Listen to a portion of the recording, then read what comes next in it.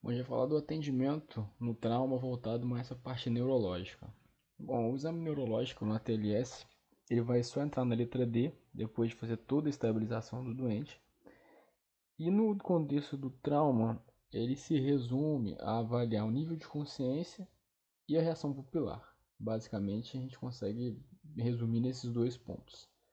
A avaliação da pupila a gente vai avaliar o tamanho, se está midriática, se está miótica, se está médio, fixa, se está simétrica ou se está anisocórica e se tem reflexo fotomotor ou não.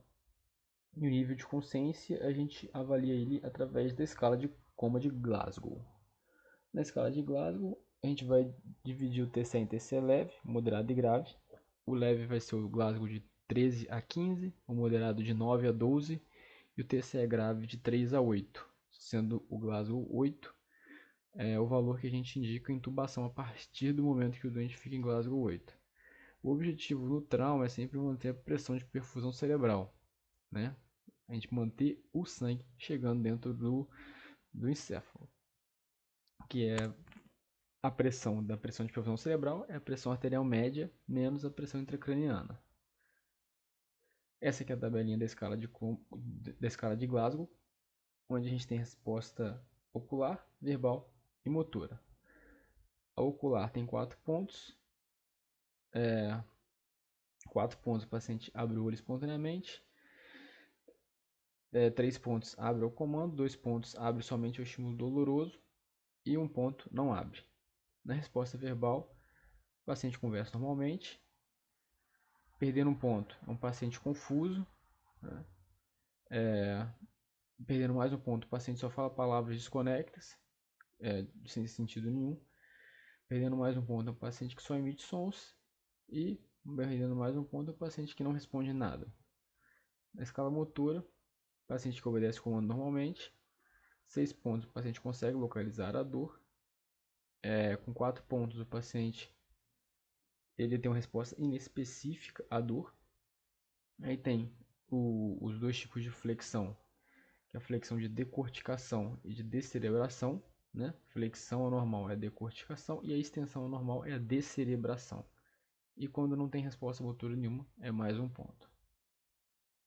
Todo paciente que tem um trauma moderado e grave deve fazer tomografia e ser avaliado pelo neurocirurgião.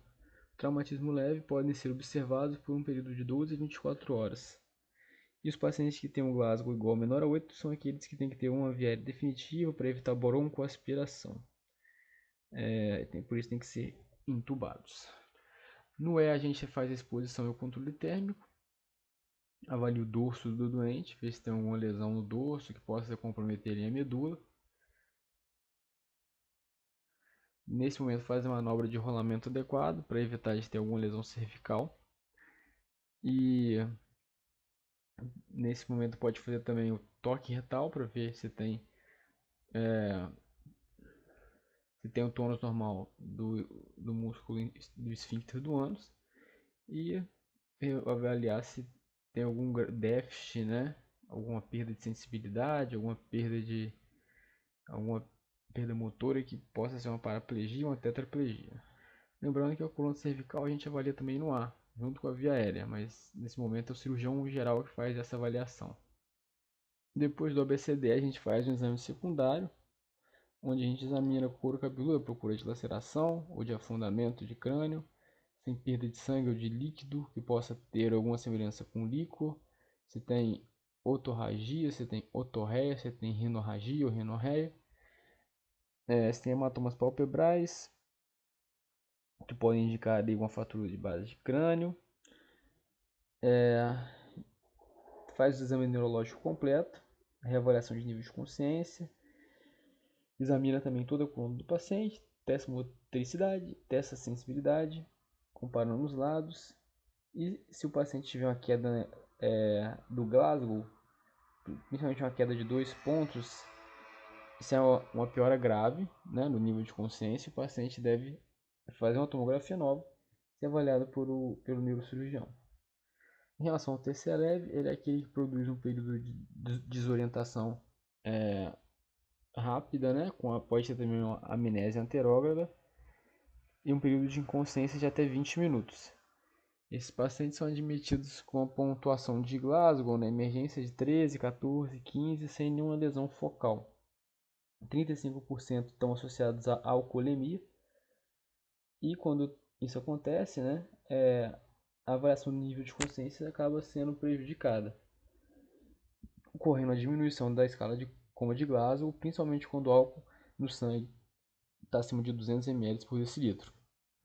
Bom, nos pacientes que têm um TCE leve com Glasgow 15, mas é um TCE leve de médio risco, eles devem ser submetidos à tomografia e à radiografia da coluna cervical, mesmo com exames normais, e eles devem receber alta após 12 horas de observação. Então, tem TCE leve, só que um TCE de médio risco, é um trauma mais forte, né?